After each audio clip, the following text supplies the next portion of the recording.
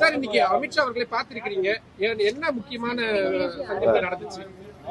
மாண்புமிகு உள்துறை அமைச்சரையும் மாண்புமிகு பியூஷ் கோயல் அவர்களையும் சந்திச்சோம். இந்த முறை நாங்க வந்தது இந்த தேர்தலில் எப்படி தேசிய ஜனநாயக கூட்டணியில் அடுத்த கட்டமாக திமுகவை வீழ்த்துவதற்கு எங்கள் கூட்டணி 234 தொகுதிகளிலும் எவ்வாறு செயல்பட வேண்டும் என்பதை பற்றி அவருடைய கருத்துக்களை கேட்டுவிட்டு வந்திருக்கிறோம். உங்களுக்கு டெல்லிக்கு நாங்க வந்தா பிடிக்கலையா? அவங்க திமுக பேசுவாங்க. அவங்க டெல்லியில எங்க மந்திரியா இருந்து அசிங்கப்பட்டவங்க நமக்கு தெரியாதா? எல்லாரும் அரெஸ்ட் ஆனது என்ன ராமகிருஷ்ணன். அதனால இப்ப உங்களுக்கு தேசிய ஜனநாயக கூட்டணி பாஜக தலைமையிலான கூட்டணி. அங்க தமிழ்நாட்டில் தேசிய ஜனநாயக கூட்டணிக்கு திரு இபிஎஸ் அவர்கள் அதிமுக தலைமை தாங்குது. பிஜேபிங்கிறது ஒரு தேசிய கட்சி. அவர்களை சந்திக்கிறேன்னா ஒவ்வொரு முறையும் உள்துறை அமைச்சர் சென்னையில் உட்கார்ந்து திரு பியூஷ் கோயல் அவர்கள் சென்னையில் உட்கார்ந்து எல்லாத்தையும் பேச முடியாது. அதனால திரு இபிஎஸ் அவர்கள் ஹோம் மினிஸ்டரை பார்த்து அவங்க பிஜேபி தொகுதிகளை பத்தி பேசியிருக்கலாம், எனக்கு தெரியல. நான் உடனே அவர் பேசினார்ல. நீங்க இப்ப தொடர்ந்து இப்ப எங்கள்கிட்ட என்ன பேசினார்னா, நாங்க சீட் ஷேரிங்க பத்திலாம் எதுவுமே பேசல. அதெல்லாம் அங்க 4 நாள்ல நாங்க உள்துறை அமைச்சர்கிட்ட பேசினுடைய கருத்து அதுதான் இப்ப சொன்னேன். நம்ம இந்த தேர்தலை எல்லா கட்சிகளும் 234 தொகுதிகளில் எப்படியெல்லாம் நாம் அதை எதிர்கொள்வது, பீகார்ல அவங்க எப்படியெல்லாம் தேர்தலை எதிர்கொண்டு மாபெரும் வெற்றி பெற்றார்களோ அதுபோல இந்த தேர்தல்களில் நடக்க இருக்கின்ற 26 தேர்தலில் நமது தேசிய ஜனநாயக கூட்டணி எப்படி ஒற்றுமையுடன் எல்லா தொகுதியும் செயல்பட வேண்டும் என்பது சம்பந்தமாக பேசுவதற்கு தான் என்னை அழைத்திருந்தார்கள். அதை பத்தி நான் தான் போட்டியிடல, ஏற்கனவே சொல்லிட்டேன். ஒருத்தர் இப்போ முதல்வர் மு க ஸ்டாலின் ஆகட்டும், இவங்க எல்லாருமே அறிக்கையாகவும் கொடுத்திருக்காங்க, டெல்லி தான் எல்லாத்தையும் ஆட்டி படைக்குது அப்படின்ற ஒரு மிக முக்கியமான குற்றச்சாட்டை முன் வச்சிருக்காங்க. இது எப்படி பாக்குறீங்க? அவர் இன்னொன்னு சொல்லியிருக்காரு, முதலமைச்சர் பயத்துல இருக்காருன்னு தெரியுது. நாங்களாம் டெல்லிக்கு வந்தாலே அவர் பயப்படுறாருன்னு தெரியுது. இப்ப போய் என்ன தமிழ்நாட்டுக்கு வர வேண்டிய நிதிகளை பெற்று தர மாட்டார்களான்னு நீங்க டெல்லியோட சரியான ஒரு புரிதல் இல்லாமல் நீங்க குழாயடி சண்டை மாதிரி அவர்கள்ட்ட போடுறப்ப தேர்தல் ஆணையம் நோட்டிபிகேஷன் ஆனதுக்கு அப்புறம் நாங்க எப்படி நிதியை பெற்று தர முடியும்? இது தேர்தல் காலம், தேர்தல் அறிவிக்கப்பட்டது.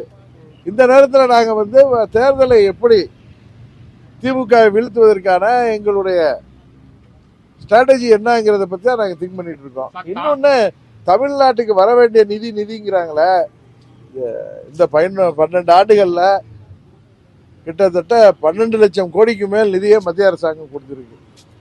இன்னும் சொல்ல போனா 2004ல இருந்து 2014 வரைக்கும் டிஎம்கே காங்கிரஸ் கூட்டணியில இருந்தப்ப 3 லட்சம் கோடி தான் பணமே வந்திருக்கு. இந்த பணங்களை ஒழுங்கா அந்த ஸ்கீம்ஸை அங்க நடைமுறைப்படுத்துவதை விட்டு இப்ப ஆதி திராவிட நலனுக்கும் மலை ஜாதி மக்களுக்குமான எஸ்டி எஸ்சிக்கான நிதியை இவர் 5000 ரூபா கொடுக்குறேன்னு சொல்லி எடுத்து அள்ளி அடிச்சிட்டாரு. நம்ம ஊர்ல சொல்லுவாங்கல்ல, கடத்தாங்க எடுத்து வழிப்பிள்ளையாருக்கு உடைச்ச மாதிரி, அது மாதிரி பண்ணியிருக்காரு. அது மாதிரி இவங்க நிதி ஆளுமையை அவர்கள் சரியாக செயல்படாம இன்னைக்கு டிரான்ஸ்பர்ல ஊழல், போஸ்டிங்ல ஊழல், கிட்டத்தட்ட 2500 கோடி ஊழலே அமலாக்கத்துறை கண்டுபிடித்து தமிழ்நாடு அரசாங்கம் அதை நடவடிக்கை எடுக்காததுனால சென்னை உயர்நீதிமன்றமே அதில் நடவடிக்கை சொல்லி தமிழ்நாட்டு அரசாங்கத்தை தலையில கூட்டியிருக்கு. இதே மாதிரி இருக்கிறப்ப அவர் டெல்லியை கண்டா பயப்படுறது, ஏன்னா அவங்க தவறு செய்தவர்கள் பயப்படுவாங்க, அதனால டெல்லிக்கு பத்தி பயப்படுறாங்க.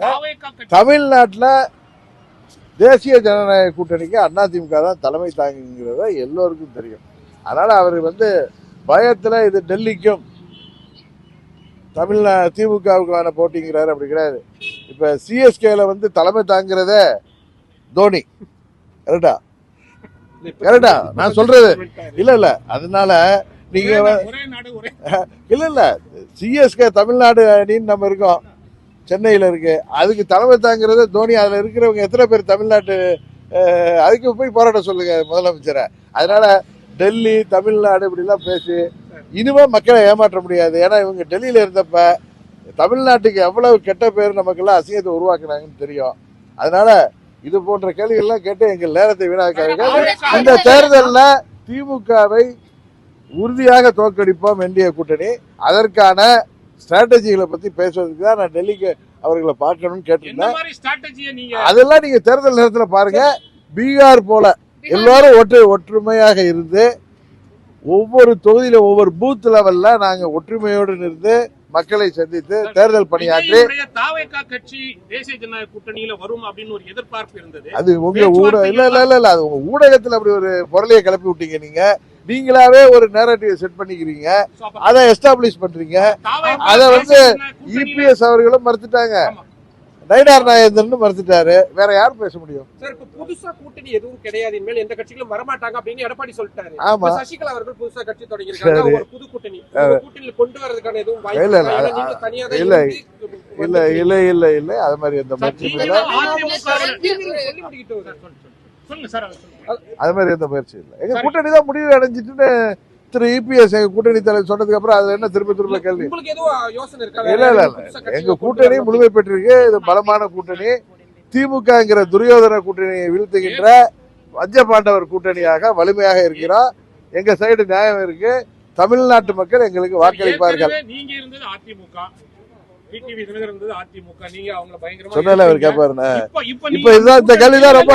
இப்ப தேர்தல் நேரத்துல நீங்க இருந்தது அதிமுக, அவர் இருந்தது, நீங்க இருக்கிறது இல்ல சார். இப்ப அவங்க தனியா கட்சி ஆரம்பிச்சு டாக்டர் ராமதாஸ் கூட கூட்டணியா வச்சிருக்காங்க. இந்த அவங்க தனியா போனது உங்களுடைய கூட்டணிக்கு வெற்றிக்கு பாதிக்கும் அப்படின்னு நினைக்கிறீங்களா சார்? திமுகங்கிற தீய சக்திய தமிழ்நாட்டு மக்கள் வீழ்த்துவதற்கு தயாராகிவிட்டார்கள். அதுக்கு ஒரே ஆல்டர்னேட்டிவ் அதிமுக தலைமையிலான தேசிய ஜனநாயக கூட்டணி. இப்ப முதலமைச்சர் டெல்லியில இருந்து எங்களுக்கு ஃபண்டு வரலன்னு குறை சொல்றாரு. தமிழ்நாட்டுக்கு வேண்டிய நிதியை நாங்கள் எளிதாக பெற்று தருவதற்கான கூட்டணி தான் தேசிய ஜனநாயக கூட்டணி. இன்றைக்கு நாங்க உட்கார்ந்து ஸ்ட்ராட்டஜியை பத்தி பேசுறோம்ல, நாளைக்கு தமிழ்நாட்டுக்கு ஒரு ஸ்கீம் வேணும்னா நாங்க மாண்புமிகு உள்துறை அமைச்சரையோ மாண்புமிகு பியூஷ் கோயல் அவர்களையோ மற்ற அமைச்சர்களை சந்தித்து அவர்கள் அது நியாயத்தை சொல்லி பெற முடிய இடத்துல நாங்க இருக்கோம். முதலமைச்சர் ஏன் ஒரு குற்றச்சாட்டை வைக்கிறார்?